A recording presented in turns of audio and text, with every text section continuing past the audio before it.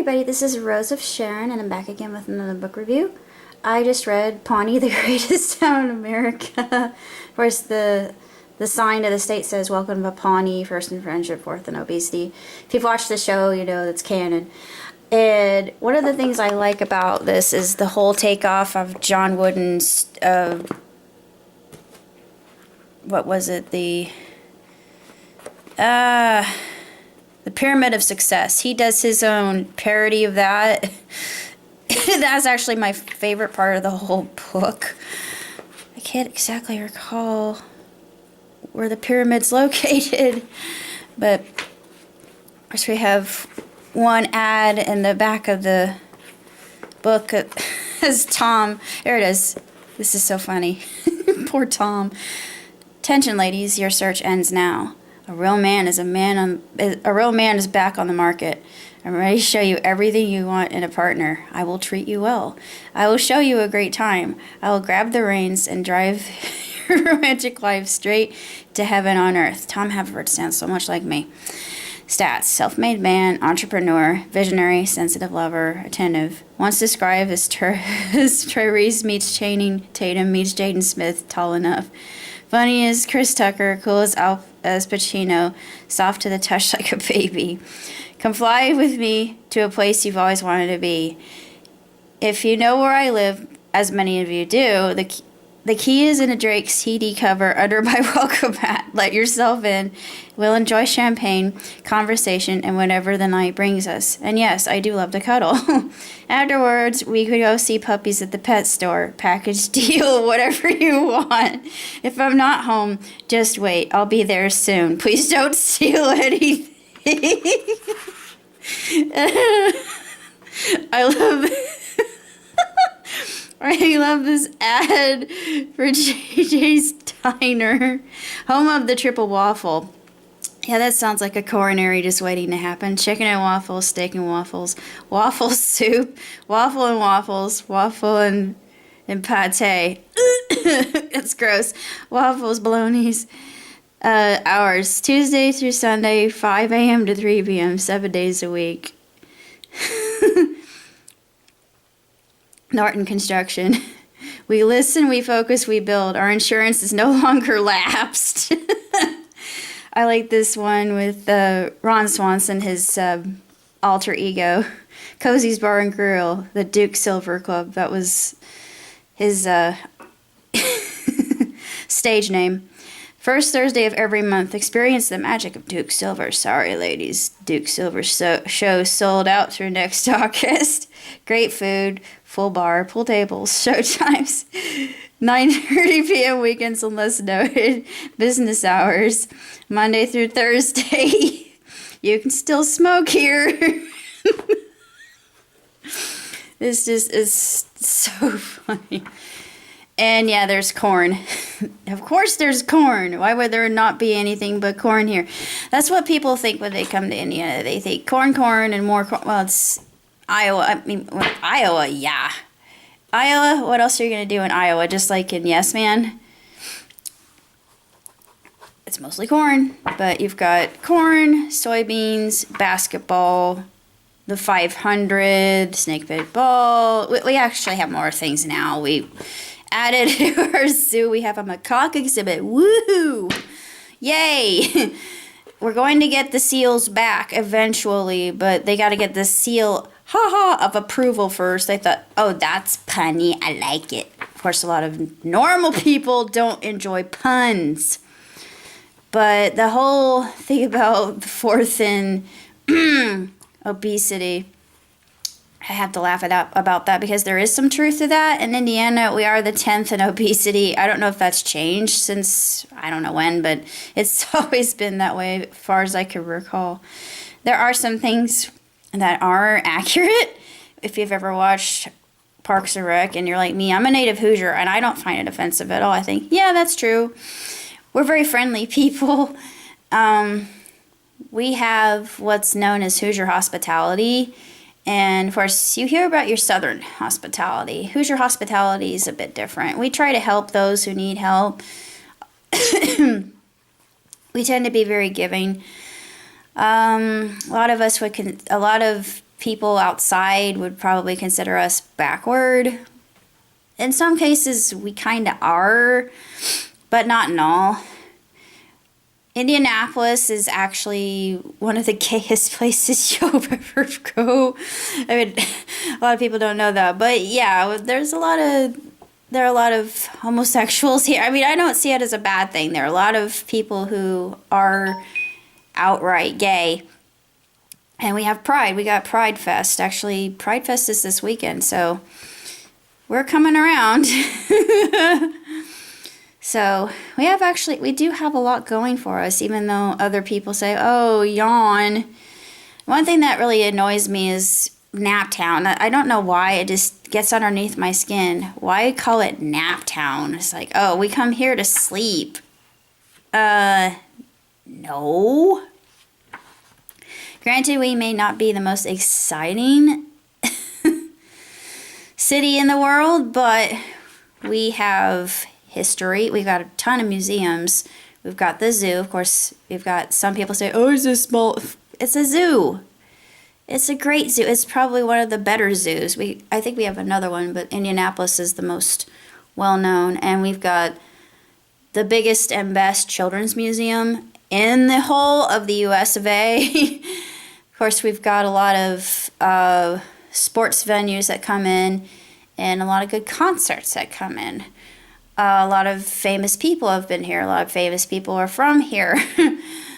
But it's just, I wish it could be known for more than a lot of the mistakes that people tend to note for Hoosiers. And now we've got one in the White House named Mike Pence, but I'm kind of on the fence with Trump and Pence, to be honest.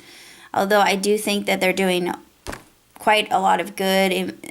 They're getting a lot of flack, but he still rubs me the wrong way. I'll just put that out there on the table just so you guys know where I stand. I'm not a liberal. I'm not a conservative. I'm right in the middle. I'm moderate. And I like to see both sides of the coin. Let's see. The murals. Yeah, the murals are very, very funny and very, very, very controversial and wrong. But if you're a fan of the show like I am, and I actually read something on the internet talking about a reunion, just having one episode with all the characters back together. I thought, please do, because I think that would be awesome and that would rule. It's a very short book. I have to get the ones by Ron Swanson. There are a couple books by Ron Swanson, but I think you can only get them through Amazon. Of course, a lot of fans, they're giving it mixed reviews, but I think if you're a fan of the show, you're going to love it anyway, because it's in the spirit of the show, and it's funny, and it's not, even though it's a fictional place, there are a lot of true to life tell-alls about Indiana that I had to laugh at. I thought, yeah, that's true, actually, that's accurate. But yeah, I wish that more people would come here. I wish that more people would make films here. Right, we've had a few. We had one part of DeLovely was done in Indianapolis because Cole Porter, he was from Bloomington, and then he decided to head off into California. But you've got movies like Madison, which is about the regatta, happens every year. It's very dangerous, by the way.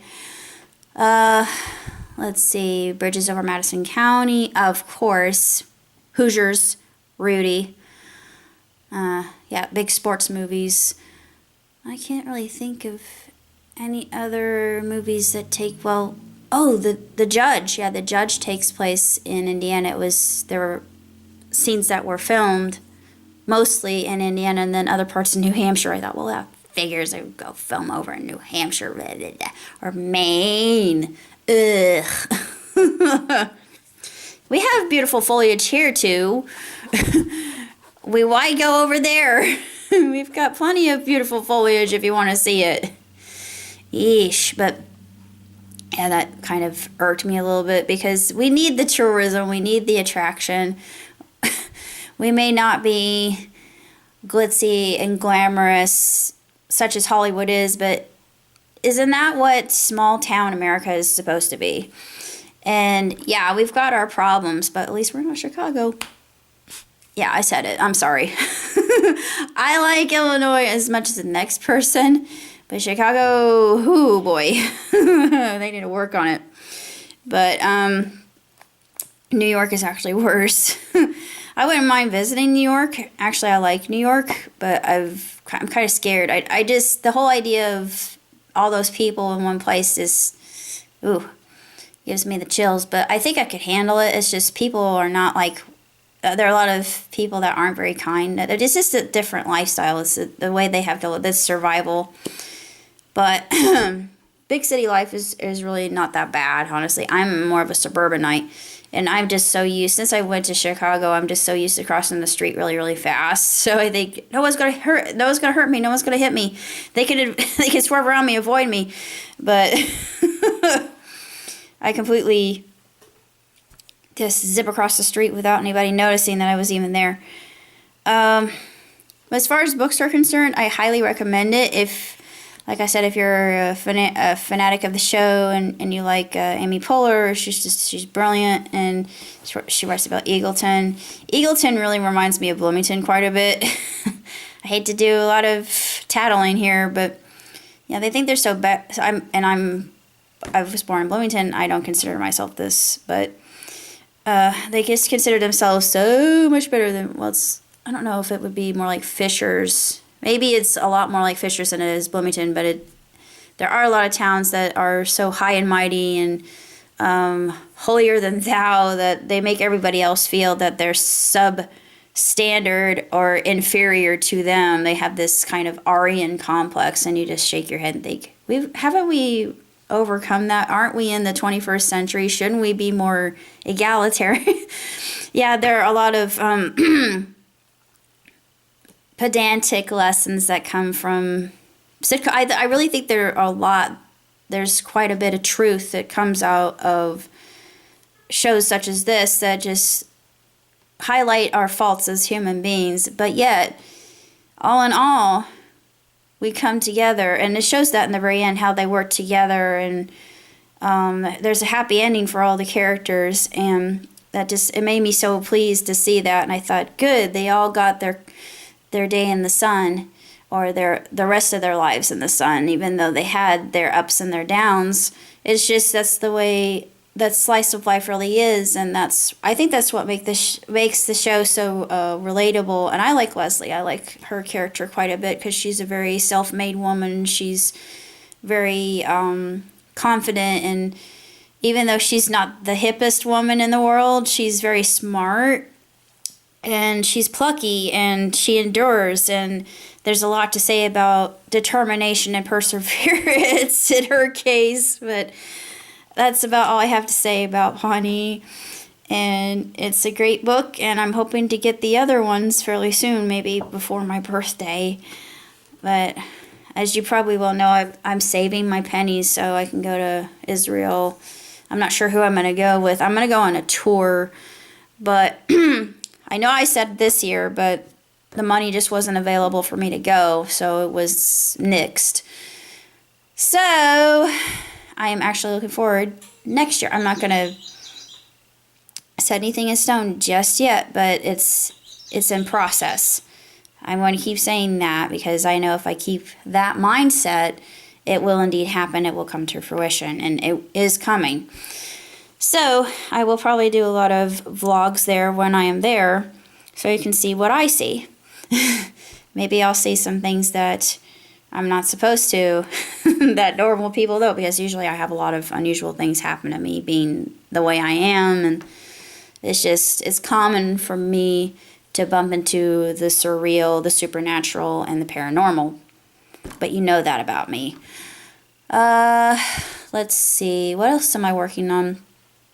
I am currently working on the Oblator Tabula Rasa, and it's nearly done, and I'm going to finish it, yeah. and send it to a friend of mine who is into publishing. He's into Audible. Hopefully I can get my work out there. I've got a couple of chimichangas that I haven't really... Well, I started Bruno's Big Day, which is about his wedding, and after having gone to an actual Hispanic wedding, I can incorporate what I know from that. So I get to express the culture, because I don't think a lot of people have actually seen Hispanic weddings come to pass, and they're really quite beautiful. It reminds me a lot of an Irish or Scottish wedding, because instead of binding each other's wrists, they use a cord and they yoke themselves together with a beautiful white cord. It has kind of, they're not real pearls, but they're pearls, and it's really quite stunning. It's really remarkable and just so pretty and different, very unique. So I'm going to incorporate that since it's part of the culture. Then I have the final, which is what a long strange trip it's been, which is based off of the Grateful Dead, if you know anything about them, and it makes sense being in the culture and just part of the nostalgia of the United States of America, and it fits with the whole idea of the whole marijuana theme running through the scripts and of themselves, and the hilarity that ensues thereafter. What else? I'm working on Kingdom of Kevin, which is a semi-musical. And then I have one called Mass Density, which has some music in it as well. My two characters, my hapless bullies, they are led by the smartest guy in school to try to woo the women that they're interested in, only made to look like fools. And then they don't take to it very well, and brawl nearly breaks out. But his girl comes to his defense, and he makes his he basically makes amends. He repents, and then they all work together as friends in the end. But I have a lot of stories here that I haven't even begun to pen, and I know that I know that you know is one of them. It's not in this pile of notes that I've had. I mean, these notes have existed for years. I don't know when I wrote this particular one, Stress versus Stressor. I know I wrote that a few years back. I didn't really write it down. Fragile Beauty is one that's been... Red Roses for a Blue Lady, that's been around for a long time. Most of these I remember writing when I was actually working for Shelley McGraw-Hill. Yeah, this goes way back, but that's about all I gotta say. So until next time, live long, prosper, ciao, tutti.